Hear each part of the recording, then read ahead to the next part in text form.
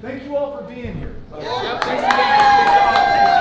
Really appreciate you bringing us together and bringing such a great group of people here in this room. And I want to thank everyone. We've got some folks watching on Facebook, and Chris, are you on Twitter as well? Yeah.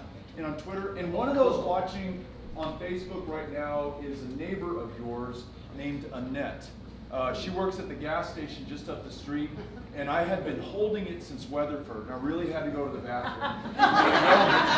we go in, and I use the bathroom, and my wife Amy, who was here, somewhere right here, and our son Henry, we all had to go. Amy says, go up to the counter and buy something, because you can't go in here and just use the bathroom and then walk out. And so I go up to the counter with the Gatorade and some treats for Henry. And the woman behind the counter comes back out and she says, can I give you a hug? And so, sure. And so literally that was the first person I had a chance to meet today in Olney. And she gives me a hug, and that's a really good sign that we're going to win this election.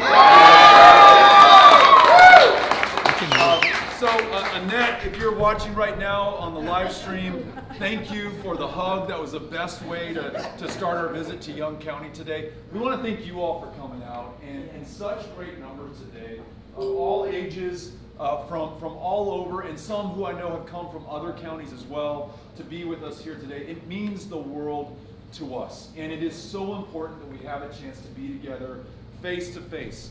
Connect eyeball to eyeball, especially after 2 years where it was really hard for us to do that. And I think some of us want to get together not just to support a candidate or because we might be of a particular party, but it's one of the first chances we've had to be able to actually come together and do something in common. And it feels so good. And I feel that everywhere that we go across the state. I mentioned we were just in Weatherford. Before that, we had been in Tarrant County, in Dallas, in Austin, the week before in Victoria and Nacogdoches and Port Arthur. We're going everywhere, listening to and learning from everyone. And I want to do the same here today in Young County. So I'm going to make a few opening remarks, and then I really want to have the chance to hear from you and answer any questions you might have or get your suggestions about how we can do a great job for everyone in Texas. And I want to be clear, not Democrats, not Republicans, not independents, but everyone, right? There's 29 million of us spread across 254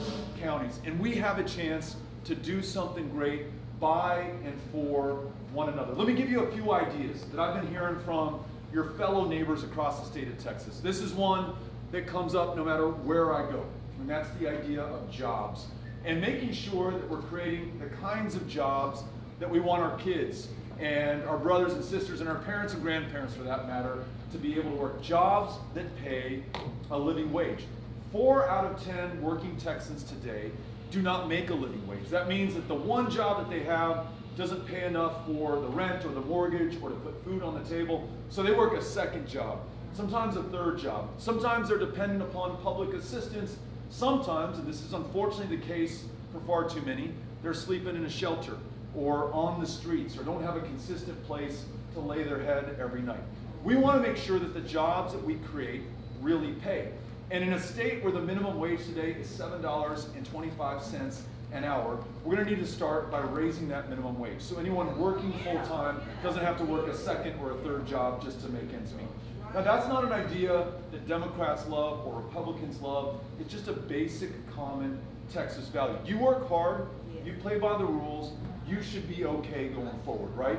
And if we make sure that more people can access education after high school, and yes, that means college or community college, but it also means training in the trades. I was just at an IBEW training hall yesterday in Tarrant County. I got to meet with these amazing apprentices who are in this 5-year program, after which they're earning $60,000 and they're moving up the ladder from apprentice to journeyman. When they become a foreman down the road for a general contractor project, they're making $140,000, $150,000 a year. We need more electricians and plumbers and steel workers and skilled tradesmen and women in this state. When I'm governor, we're going to make sure that cost is not a barrier to getting that additional education so you can work the best jobs in the country, and they're right here in Texas. Sound like a good idea to you? Second idea, and this is one that comes up, again, no matter where we are. And that is the idea that we should have the best public schools in this country, right? Because we know that we have the best public school educators, the teachers, the counselors, the librarians, the speech language pathologists, the folks who drive the school bus or serve the food in the cafeteria, the coaches out on the ball field. They are the ones who literally are not only educating our kids, but in so many instances, saving their lives. I've talked to so many teachers who talk about those kids in those classrooms who survived 2 years of COVID, but who may have lost a grandparent. Their folks may have lost their jobs. They may be struggling right now with some mental health issues, and that teacher is literally a lifeline for those kids. But in this state, and in this community specifically, we underpay our teachers not by hundreds, but by thousands of dollars. The average teacher here in Young County is underpaid against the average teacher nationally by $13,000 a year, just to get to average. And so we wonder why so many of these teachers are working a second job or a third job. I can't tell you how many times we've been in a restaurant or maybe getting a cold one at the end of the day at a bar, and that person serving me says, "Hey Beto, I've heard you talk about this, and I'm one of those teachers. I tend bar right now to support my habit of teaching your kids in elementary school." How messed up is that our priorities have failed to include those teachers who are so critical to the care and education of our kids? So how about this idea? When I'm governor, we pay every teacher enough so they have just one job, and that's focused on kids in front of them. A lot of other good things we can do as we listen to teachers, like making sure that at least in this year we cancel the STAR test. There's no more high pressure, high stakes on those kiddos or on those teachers.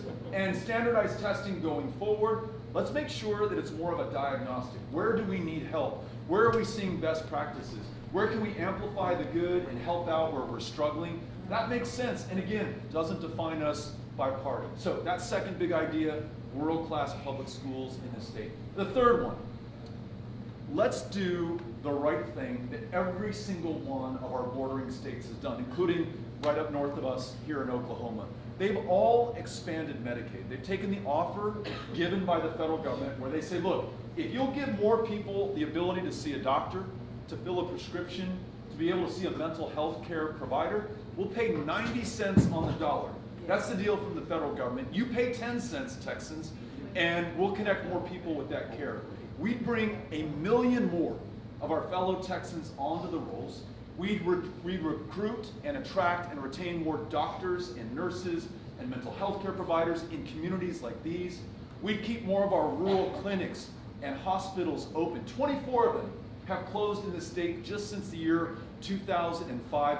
Medicaid expansion, which brings $10 billion more a year into Texas, could keep them open or reopen them. And you've got fewer people dying of diabetes, of the flu, of curable cancers when they can afford care. And the kicker, if we do this, we can lower your property tax bill. Because what happens right now, if I have diabetes and I'm uninsured and I develop glaucoma and I get sick and the suffering becomes too much, ultimately, I'm going to take myself to the hospital or to go see a doctor. And the outcome is not going to be as good for me as if I've been treated preventively from the beginning, as if I've been able to afford insulin in my prescription. Right. But not only will the outcome be worse for me, it's going to be many times more expensive to deliver that care, and I'm still uninsured. I may not have a cent to my name, and though I can't pay the $30 or $60 or $100,000 bill, someone's going to have to pay it at the end of the day. And very often that is the local property taxpayer who, through their local hospital taxing district, ends up paying what I could not pay. When we take Medicaid expansion in Texas, just like Louisiana, Arkansas, Oklahoma, and New Mexico, and almost every other state in the union have done, we can connect more people with care and we can lower property tax bills. Those three ideas, and remember them, because I want to make sure that we're not just talking to the converted, preaching to the choir, that we're bringing in more people into this movement, into this cause, and into this campaign. So when they ask you, hey, I know Beto came to Olney yesterday, what did this guy have to say? He talked about great jobs, world-class schools, and the ability to see a doctor.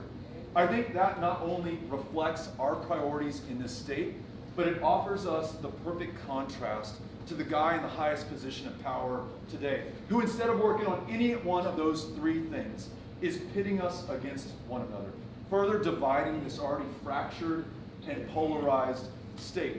We could be fixing CPS, which is Child Protective Services, which is responsible for 30,000 foster kids across Texas, a system where 23 children in our custody and care have died in the last 2 years, where we unfortunately know that hundreds of kids are being trafficked, not outside of, but within the care of the state of Texas. We have big problems within CPS. Amen. But instead of focusing on that, it's trying to scare people about transgender kids in the classroom and which bathroom they're going to use, as if though that were the crisis that we must pay attention to right now.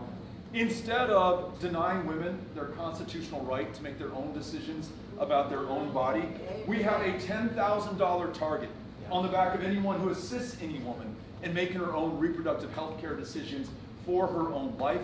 What if we got focused on making sure that all of us are healthy enough and well enough to live up to our full promise, to reach our full potential? And then this one, that really, really gets me.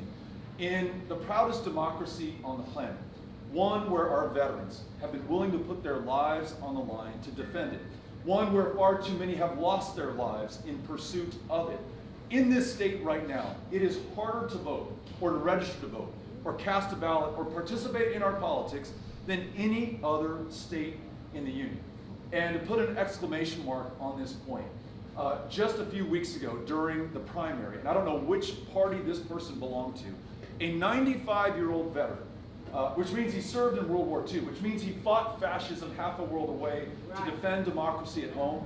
He had his vote by mail ballot application rejected 3 times and was denied the right to vote in Texas. 95-year-old man, veteran who served this country, because the law passed and signed by Greg Abbott last year says that you must use the same form of ID to vote that you used to originally register with, in his case, 70 years ago. And the guy can be forgiven for not remembering which ID he used 70 years ago. I wouldn't know which ID I used 7 years ago or 7 days ago. This is 70 years ago. This is happening in Texas right now. We don't care, I hope, not a single one of us, whether you're a Republican or Democrat, whether you're going to vote for a Republican or Democrat. There should be no obstacle or barrier in your way if you want to cast a ballot and participate in deciding the future of this state. When I'm governor, we're going to make sure every eligible citizen is able to vote and able to participate. Let the chips fall where they may. You all with me on this one too? So this is our task, to get this state on the right track, focused on the big things: jobs, schools, being able to see a doctor, and to get past the culture war stuff, the divisiveness, the being made to feel afraid and scared of one another. Let's get back together again. Let's unite. Let's find that common ground and do those things that are going to distinguish us and make us proud and deliver for those future generations not yet old enough to vote. That's how we're going to be judged down the line. We have the eyes of history on us right now. The greatest test this state has seen, at least I think in our lifetimes. And how we come through is going to define us forever going forward. And given the company we keep and the folks who come out today and that big hug that I got from Annette in the gas station, I feel pretty good about our chances going forward. So thank you all for coming out today.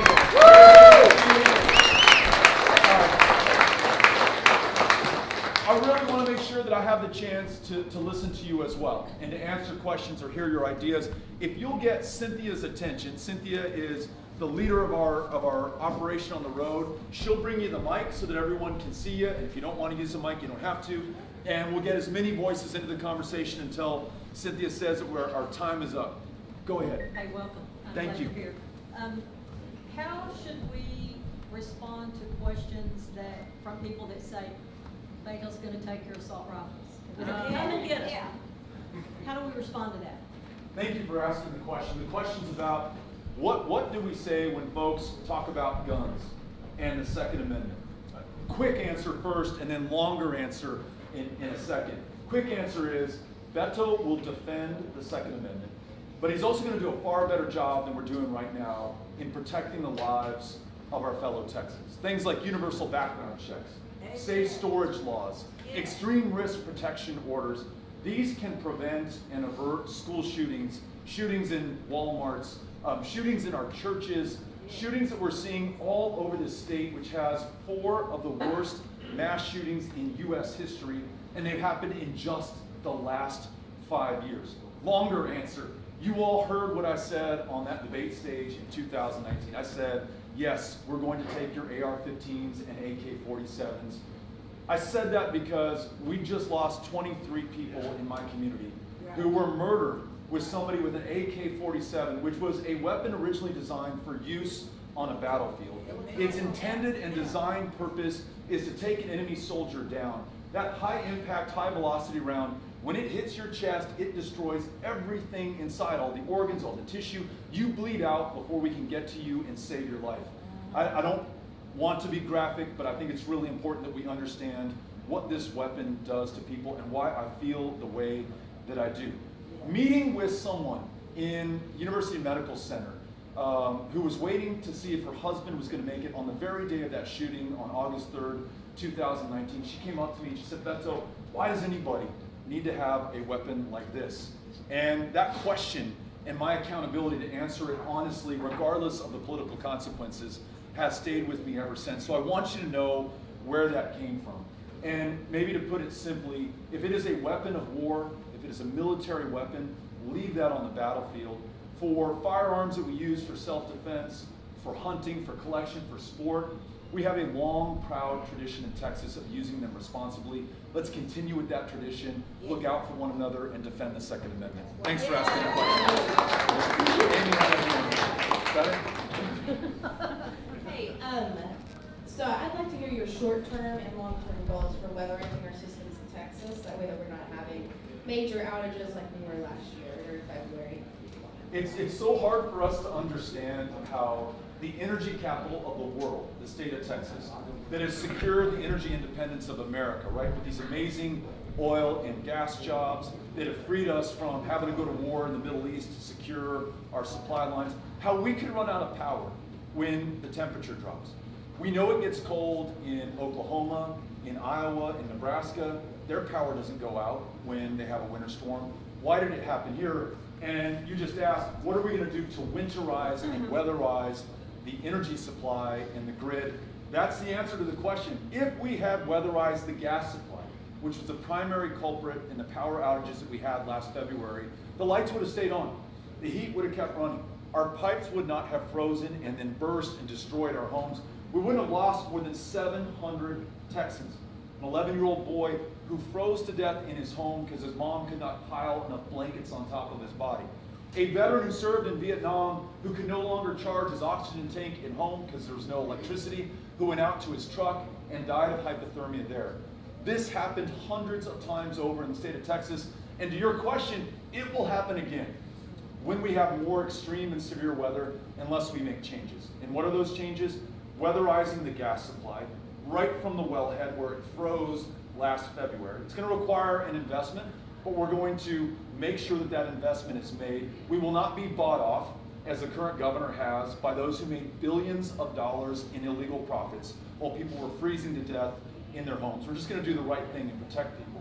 We're going to connect our grid, ERCOT, to the nation's grid so we can draw down power when we need it and sell it back up when we have more than we need.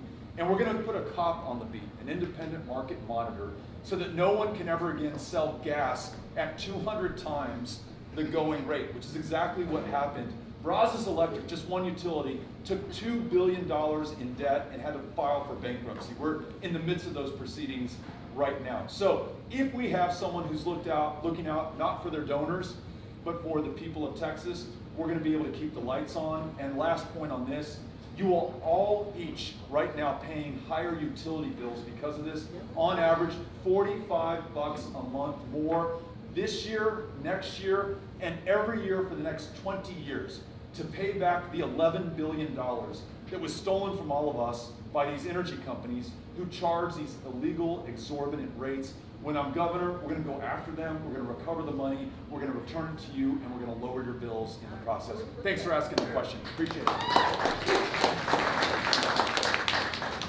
How do you think raising minimum wage will affect unemployment rates?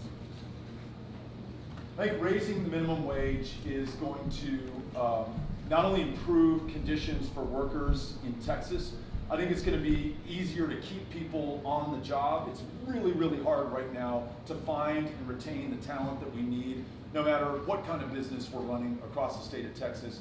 And what we've seen, this is not theoretical or academic, but those states that have raised their minimum wage have not seen a significant resulting loss of jobs. In other words, you don't see the unemployment rate go up.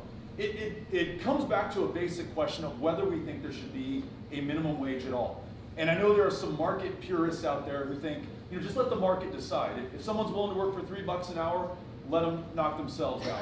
But if you think there should be a minimum wage, and you acknowledge that it's been at $7.25 forever, but for a long time, and in the midst of that, prices on everything are going up right now, through the roof, especially your utility bills, thanks to Greg Abbott. And in rural communities across the state of Texas, you have subsidized internet and phone bills through something called the Universal Service Fund. Greg Abbott just vetoed the Universal Service Fund this year, so check your internet and phone bills. They have also gone up between $50 to $100 per customer. While all that's happening, we need to make sure that we raise that minimum wage. I definitely want to listen to small business owners. As a former small business owner, I know what that's like and what it takes, but ultimately do what's right for the workers in the state of Texas. Thank you for asking. All right, we're back here. Thank you, Cynthia. I have a question regarding mental health care, as well as separate immigration. I'll put that on hold. Mental health care, that's one of the biggest problems facing our community and law enforcement, especially. Trying to get someone mental health, getting them to an institution to be assessed or to be held. And then you've got mental health care workers that are signing as a peace officer for a hope, which goes completely against statute. How can we improve the mental health care in our state? Because that goes and plays into a lot of the things, including the mass shootings that you referred to. You're absolutely right. And when we consider the fact that the largest provider of mental health care services in the state of Texas right now is the county jail system. And the largest inpatient mental health care facility is the Harris County Jail in downtown Houston, Texas. That is an indictment on the state of Texas. We're the 9th largest economy on the planet right now. And this is how we're treating the most vulnerable among us. And when I'm at meetings like these and people stand up and they say, I've got a family member who, because of their untreated schizophrenia and the fact that they don't have insurance, they get arrested on purpose. They try to get arrested to get taken to the county jail, where it's going to cost all of us $120 a night to keep a roof over their head, a bed for them to sleep on, to make sure that they're clothed, and even more if we're administering psychotropic drugs, which many of them try to get arrested to be able to get, because that's the only treatment they are likely to see. Not only is that immoral, it's incredibly expensive. And for a fraction of that cost, including expanding Medicaid, but also investing as Texans in the mental health care access of our friends and family members and neighbors, we can get that person back up on their feet, raising their kids, working that job, finishing their education, and they're going to be a far more productive person for that. They're going to shoulder their fair share of the burden, whether it's their property taxes that they're now capable to pay, or the jobs that they're going to create at the small business that they're going to start. So many of us are compelled by the moral argument. I mean, this is terrible what we're doing to people. Let's just do the right thing. But for those who are not, we have to extend the economic argument that this is an incredibly expensive way to deny the problem that we have. And we think about men and women who serve in law enforcement. One of the most important, one of the toughest jobs we can ask anyone to do. And we want them to focus on and deter violent crime, investigate it when it occurs, bring people to justice so we take those criminals off the street. But when we're asking them to respond to mental health care challenges and homelessness and issues that have almost nothing to do with law enforcement, we're making their jobs harder, and we're making all of us less safe. So I can make the criminal justice argument, the economic argument, the moral argument, but you ask the question because you understand that we've got to do better. We rank near dead last, if not 50th, in mental health care access in the United States of America. All of us have someone in our families. We may be that person in our families who needs that help. We may be lucky enough to have health insurance so that we can get the treatment that we need. Let's think about all those millions of our fellow Texans who are not, and let's do something about it. Thanks for asking the question. Appreciate it. I have a question about what you're going to do for LGBTQIA plus people in Texas, and what are you going to do about the bill against transgender youth in Texas with their parents getting jailed for protecting them and giving them estrogen and testosterone? What are you going to do about that if you are willing to answer? Yes, of course, and I'm so glad that you asked the question. So impressed that you did and that you're here. We have to start with the premise that this is a big state. It's big enough for all of us. And our differences, our diversity, unique nature of every single one of us is our greatest strength. It's the thing that I'm most proud of, and it's going to contribute to our success and what we're able to do and distinguish ourselves to one another and to the rest of the country and the rest of the world for that matter. When we have people in power who try to scare us based on our differences, your immigration status, who you love or how you love, who you pray to, the color of your skin, anything else, it weakens us and it makes it harder for us to achieve that potential and realize our promise. So first things first, as governor, I'm going to speak with pride about the people of Texas, all of the people of Texas. I'm going to make sure that's reflected in our laws. Today in the state of Texas, it is legal to fire somebody because they're gay. It's legal not to hire somebody because they're gay. It's legal to deny adoption to a couple because they are a same-sex couple. We have 30,000 kids in the system who literally are being trafficked and dying right now. They need loving homes, and a loving home is a loving home, period.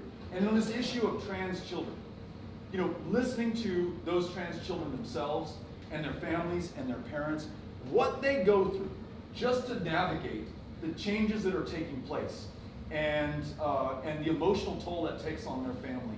And then to add to that, that your government is coming after you. And the governor of this state has directed Child Protective Services and teachers in those classrooms to turn in the parents of trans children to begin abuse investigations, which may result in not only that child being taken from those parents, but every other child in that household. It is crazy, and I don't understand it except that it is being pursued for political gain. But the consequence and the cost accrues to those families and those parents, and I would argue, this is the argument I'm going to make to our fellow Texans, to all of us. When we're doing this to any one of us, we end up doing it to all of us. And it's not going to allow us to achieve the greatness that by right should be ours. So know that I will speak with pride. I'll do my best to change the laws to reflect that. And we certainly won't be pursuing or attacking trans children and their families in the state of Texas. Thanks for asking the question. Appreciate it.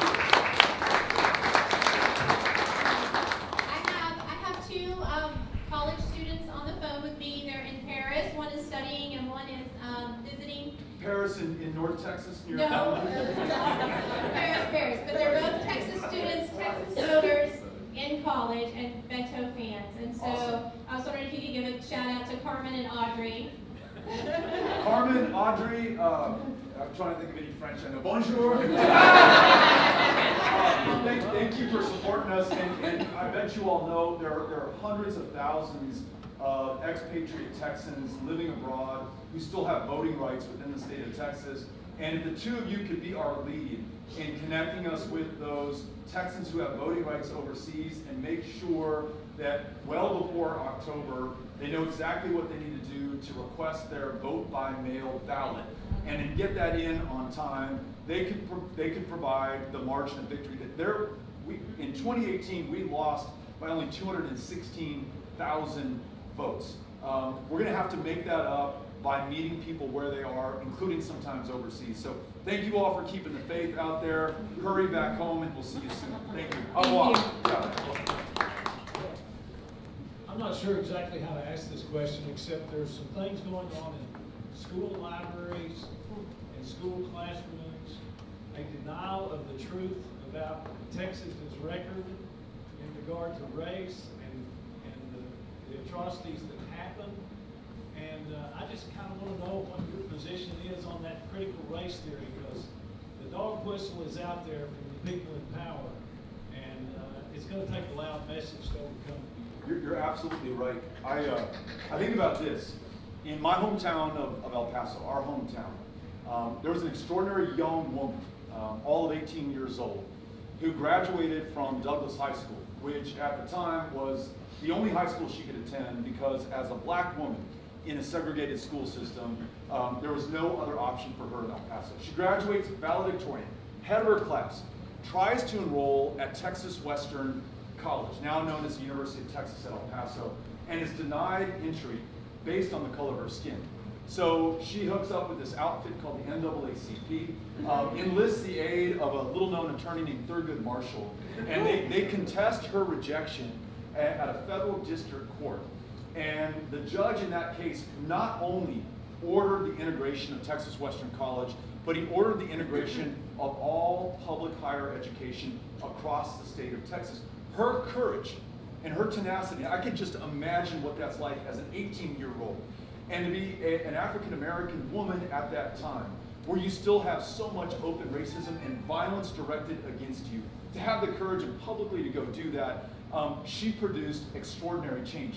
If she was strong enough to do that, then our kids today in 2022 are strong enough to learn her story and be inspired by that lesson and not be afraid of our past. The inspiring stories like Thelma White's, and as you suggested, the stories that make us ashamed of some of the things that have happened in our name in the state of Texas, like the fact from 1923 to 1944, if you were black in the state, you did not have the right to vote. For more than 20 years, and what was purported to be the world's greatest democracy right here in the state of Texas, you couldn't do that. Why is that history lesson important right now? Because they're trying to turn the clock back to the Jim Crow era, where they stopped people from voting simply based on the color of their skin or their country of national origin. We've got to know that history and how we overcame it in the past if we're going to have any hope of stopping what's going on right now and overcoming it in the future. So thanks for asking the question. I'm all for the full telling of history. All right, this is going to be our last question. Thanks, Cynthia. So I wanted to ask your consideration, thought process. I love the idea of opening up Medicaid to more individuals. Here in these rural counties, we probably only have one mental health professional for every 1,500 people. Now here's the thing, Texas happens to be a state where family nurse practitioners, psychiatric nurse practitioners, they had to have contracts with physicians.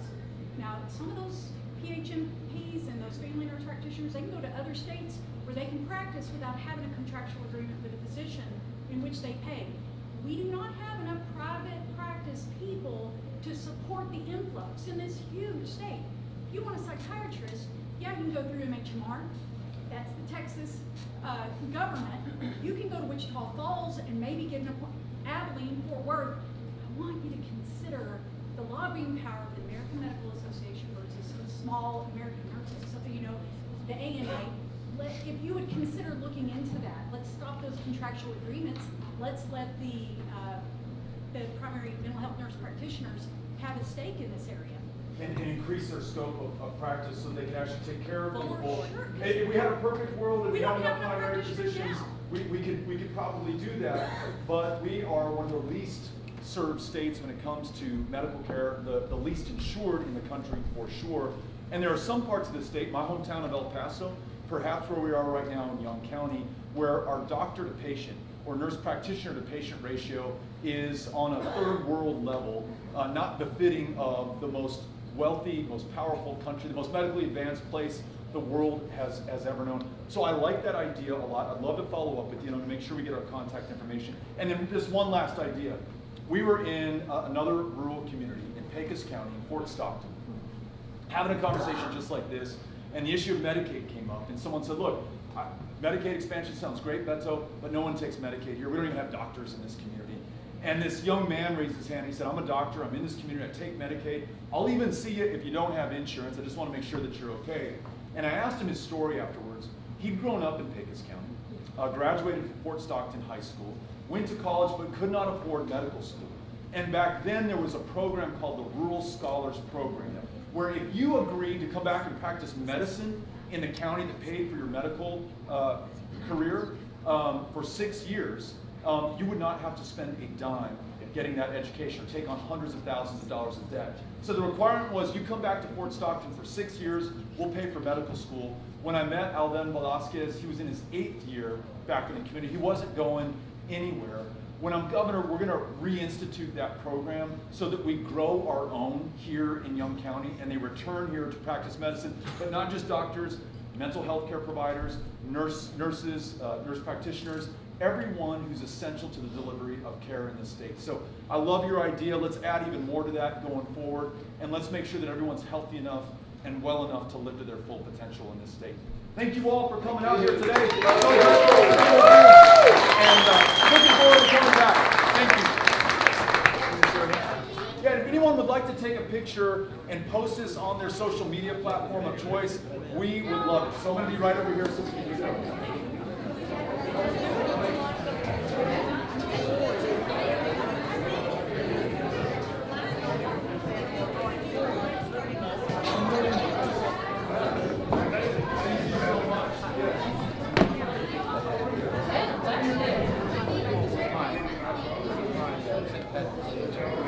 Thank you.